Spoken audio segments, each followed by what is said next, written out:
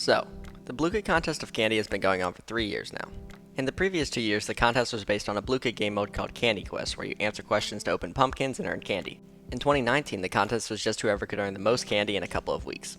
We only had a few thousand users back then, but even with that, the scores got pretty out of hand, as people could just play hour-long games and get ridiculous amounts of candy. So, in 2020, to adjust for this, I made the contest whoever could earn the most candy in a 7-minute game. Well, Blue Kit had gained more popularity by then, and hackers took over this contest. First, learning that you could pause the page's JavaScript to stop the timer for however long you wanted, and second, just figuring out how to manipulate the score directly. Once again, hackers had ruined something great, and because I wasn't confident I could make Candy Quest 100% hack-proof this year, I had another idea, which created a whole new set of problems. My main goal was to make something where hackers would have no advantage, so it had to be something totally new. While I don't play World of Warcraft often, there is one cool experience that I've been obsessed with. There's this mount called Lucid Nightmare, and to get it you have to run around the world solving a bunch of puzzles. Now, the first 5 of these puzzles have already been solved by the community and are therefore quite boring.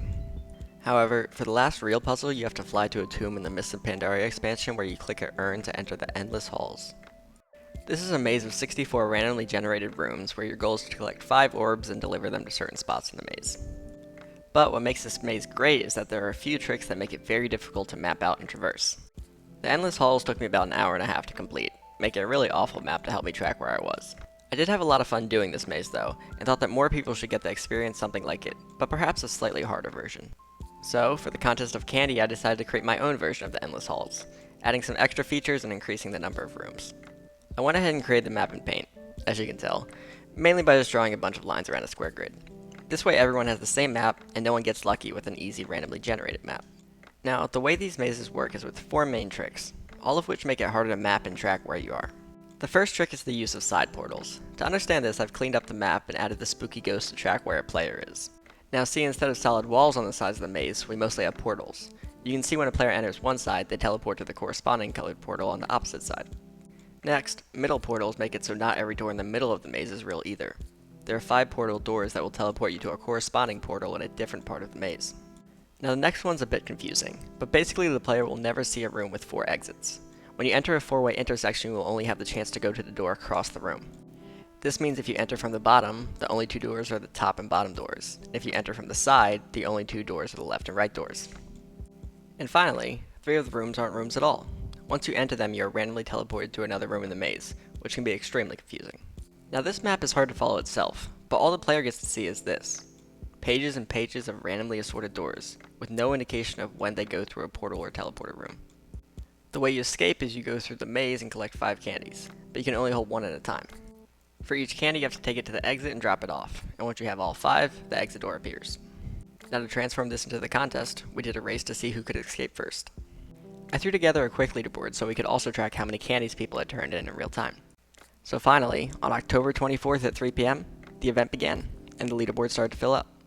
Now, as I've explained, the maze was pretty complicated, so I really thought it might take users a couple of hours to complete. But 3 candies in 12 minutes is pretty impressive. I mean, this was probably just luck though, so... Wait. Oh. We have a winner? And a lot of winners? And... now it's over. What just happened? Okay, so for me to verify the winners for this competition, I created a tool that tracked the player's every move so we could rewatch their path. Here's an example of me going through the maze while looking at a map. You can see that I go to the rooms with candy, and then back to the exit room with the green circle to turn it in. While this tool doesn't show me picking up the candy, we can still use it to get a general idea of how I was moving around. Of course, we wouldn't expect a normal player to have this movement at the beginning of their run, but perhaps they might later on in their run once they had a map or were using basic backtracking. Even looking at a map, this maze still took me 114 moves. So, now let's take a look at how the winner, Ace of Spades, traversed the map.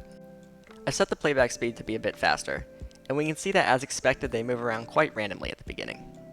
However, this randomness never goes away. They continue to take teleporter rooms to random places and have no real patterns in their movement. As I was talking to some of the top 25 winners, none of them had any real strategy. It was all kind of just randomly clicking doors. In fact, nearly everyone who tried to create a map, as I suggested, got set back by it. When I was completing the Endless Halls, I knew to watch out for the 1 teleporter room. However, the players here had no idea to watch out for them, especially not for 3 of them.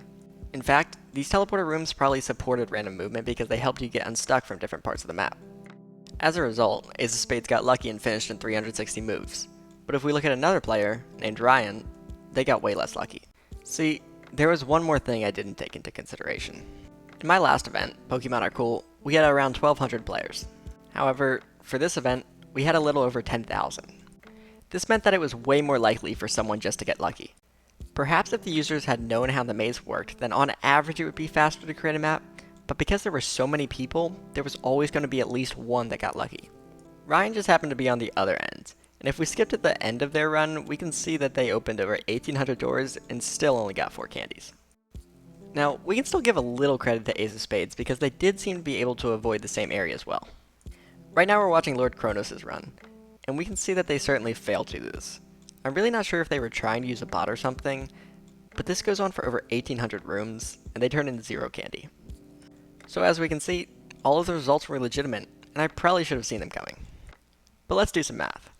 There were 10,095 users who participated in the contest of candy, and only 25 of them got prizes. Well, that leaves 10,070 losers, who had just spent an hour clicking on doors. And guess how that went over.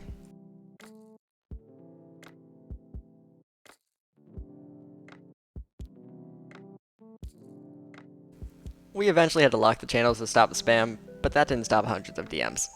So, it's safe to say that people did not like the event, and that's totally understandable. I hope this video kind of explains what I was going for, but also shows that I've learned a lot. I understand why it sucked, and I'm planning on doing a lot better for future events. Also, to all the people who are sending me messages of encouragement, I really do appreciate it, but I'm not too worried about all the hate. I was laughing the whole time at how terribly wrong my plan had gone, and I thank you all for still giving it a try and giving me your honest feedback. I'll do better for the next event, with less randomness, probably.